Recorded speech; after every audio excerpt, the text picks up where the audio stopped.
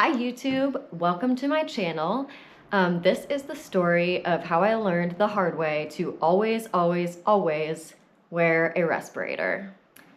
So a little bit about me. I am a full-time artist and I'm a sculptor, a painter, a muralist, an installation artist, pretty much whatever I can get my hands on.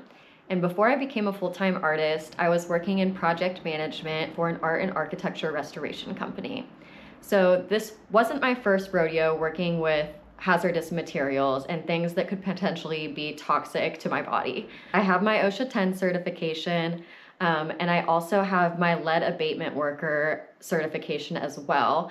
And I also have training in lead and asbestos safety just in general.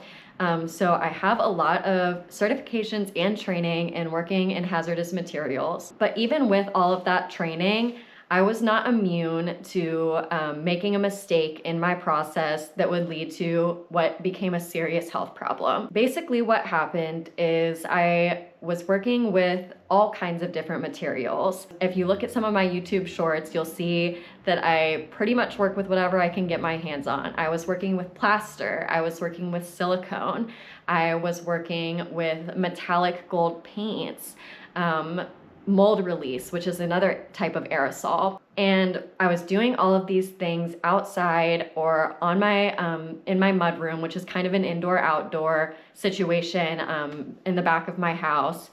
And I thought because I was in a well-ventilated area that I would be fine to not wear a respirator. But I was very, very wrong. What started to happen at first is I got this like scratchy throat, almost the feeling of like having a knot in your throat, like you're about to cry, but it just started to feel like that all the time. And I started to get a little worried. Something about me is I tend to smoke marijuana every day, and I have for many, many years. And I thought, you know what, maybe I gave myself COPD. Maybe I've been not cleaning my pipes enough. Maybe I've made some kind of mistake with what I'm smoking. And that was my first thought, was that it had something to do with smoking weed and that I had damaged my airways from smoking. But it came up so suddenly, and I'd been smoking for so many years that I was still a little suspicious that that was what was going on. Me and my partner were talking about it a lot, and he kind of brought up the thought of, you know what, maybe it's some of these materials you've been working with. I also just recently started dabbling in candle making, and he was noticing that some of the wax burn off had a really bad smell to it. And I was doing that in the house as well. So we started to think that maybe the materials I was working with were part of the problem. And it turns out he was right. I definitely should have been wearing a respirator, even though I was working with these things outside or in a well-ventilated area, and I was not wearing a respirator at all, which was a huge, huge mistake. Over the next few weeks, I started to get this pain in my chest and my back. Oh, literally shaking just talking about it because this has been so scary. Sorry. I started to get this pain in my chest and my back and my neck and even in my ears, and I was getting headaches. The time that I decided, okay, I need to make a doctor's appointment is when I was driving around one day and I was singing in my car like I always do, and it hurt to sing. And I thought, this can't be good. So I made an appointment with my doctor, and my main primary care doctor wasn't available. She didn't have a lot of availability in the next few weeks when I needed an appointment. So she got me in with her nurse practitioner, who was the person that I saw initially when this all started coming up.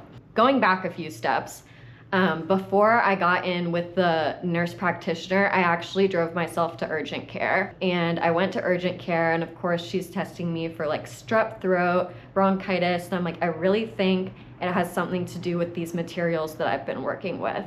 At urgent care, they prescribed me an as-needed like cough suppressant, which wasn't really the issue. It wasn't like I had a bad cough. It was just I had a dry cough every so often, and then I was starting to cough up like nasty shit, and that's when I really started to get scared. In the next couple days, I got into my doctor's office, I met with the nurse practitioner, and she listened to my lungs. Everybody's listening to my lungs saying they sound clear, they sound fine. But I knew something was wrong because I have had so much pain in my chest. So I saw the nurse practitioner, and she prescribed me some inhalers to try out.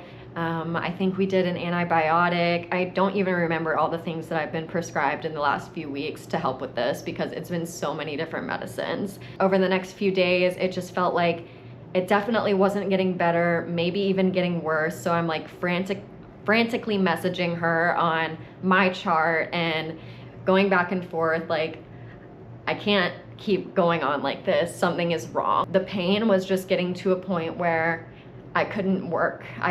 All my projects came to a screeching halt, and I had to take time off of work and pretty much lay on the couch with a heating pad for a long time. I finally touched base with my primary care doctor, who I've been seeing since I was 18. She knows me really well. She knows I smoke weed. She knows that I am an artist. She knows that I have experience working with lead and asbestos. So she brought me in and listened to my lungs. Of course, everybody's telling me, your lungs sound fine. And I know that there's something wrong. So we're talking about next steps, and obviously the next step is to see a pulmonologist. If you don't know what a pulmonologist is, it's a lung doctor. So the next step was to get an appointment with a pulmonologist and try to get a bronchoscopy, which is where they go into your airways with a camera. It's basically the size of like a pencil eraser. They go into your airways with it, and it has a camera, a light, and a working vessel or something that they call it. And what they do is they go in, they look around, and they also like spray a little bit of fluid and then suck it out. So they're kind of cleaning out your lungs in that process as well, and taking samples that then they can go look at in the lab and see what the hell is in there. And even with my doctor calling in a favor, I wasn't able to get in with this specialist for several weeks, and that just wasn't gonna cut it for me. So what my doctor recommended I do is go to the emergency room. I just wasn't willing to wait the few weeks to get in with that specialist because I was in so much pain. I was like just alternating between ibuprofen and Tylenol and laying with a heating pad, and that was pretty much all I could do that would help. So my doctor recommended that I go to the ER so that they can just bypass all the insurance red tape and just do a CT scan of my lungs, do a bronchoscopy at the hospital. So that's what I did. Okay, and let me backtrack a little bit. Before I went to my primary care and she recommended that I go to the emergency room, I did have a chest x-ray done outpatient. And of course, they look at the chest x-ray, they're like, no, nothing scary here, looks fine. And my doctor's like, I think we need a clearer image, so I want you to get a CT scan. So I make the appointment for the CT scan and the bronchoscopy, but it's so long before I can get in for those appointments that my doctor's like, just go to the emergency room. We need to get you this care now. I decided I'll deal with the bill later, but I can't wait those few weeks to find out what's going on because I'm in so much pain and I just know something is wrong. I went to the emergency room and they get me in really quick. Of course, I'm having chest pain, so their first thought is, okay, let's do an EKG. That's just protocol. Anytime you go to the emergency room with chest pains, they're gonna do an EKG. They did an EKG to look at my heart. Everything's good there. They do a CT scan of my chest and they say everything looks good there. So I'm like, what the hell? Now we're thinking, okay, let's try to get her this bronchoscopy. And before you can do a bronchoscopy, you have to have a consult with a pulmonologist. And I wasn't gonna be able to see the pulmonologist until the morning. So I spent the first night in the hospital. Next morning, I meet with the pulmonology team and they're like, we really need to get in there and see what's going on, take some samples, that kind of thing. So they get me ready around noon that day, I think, for the bronchoscopy. And thankfully, I don't even remember having the bronchoscopy because of the medication they gave me before the bronchoscopy started. Whatever it was really strong. I don't remember it even happening. They say I wasn't fully under for it, but I have no memory of the procedure. So they do the bronchoscopy, and I'm all loopy. They take me up to my, I almost said hotel room. They take me up to my hospital room. And my partner was waiting for me, and then we just kind of had to wait and see what they found in the bronchoscopy. So I spent another night in the hospital. The next morning, I meet with the pulmonology team again, and they say, you know what, your bronchoscopy was pretty boring, and that stuff you're coughing up, it's not from any inhalant. It's probably just from smoking for a long time. The only thing they really found in the bronchoscopy was a little bit of bacteria, which makes sense. And they gave me an antibiotic for that. What finally kind of cracked the case was they found in my blood samples that my IEG levels are high. And that is an inflammation marker. So they knew that my body was having some kind of asthmatic or allergic response to whatever I inhaled. They call it an inhalation injury. So when the inhalation injury happened, my asthma that I didn't know that I had flared up really bad and caused this crazy inflammation in all of my airways. And that was what was causing the pain. Now I'm discharged from the hospital, obviously, and I have an appointment scheduled with an allergist to figure out how we can get this inflammation down and deal with my asthma and hopefully never have an asthmatic response to things like this ever again, which I hope will be solved by me wearing a respirator when I do my art.